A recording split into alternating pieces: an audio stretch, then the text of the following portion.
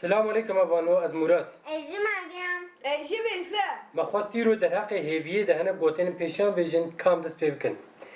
Bê pere neçe bajarana, bê omîd neçe deviran. Bila me be şir kısmete.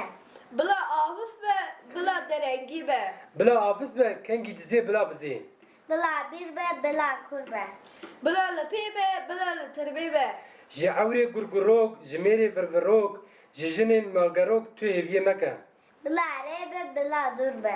Bila li erşa be, ne li bin ferşa be. Bila bor bihur be, bila kur be. Bila çav li riya dur be, ne li gora kur be. Bila girtî hepsê be, ne mirî gorstanî be.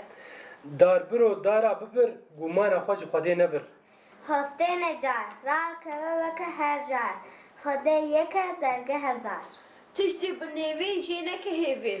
Bila sax be, bila li pişt hev çiyan be. Kaya ke ne de baye, edi tiştek jeder naye. Herê evano gotinê me derheqê hêviyê de li vir xelas bû, heta vîdeo kidinê emanetê Evet, Xuda Xuda be. be.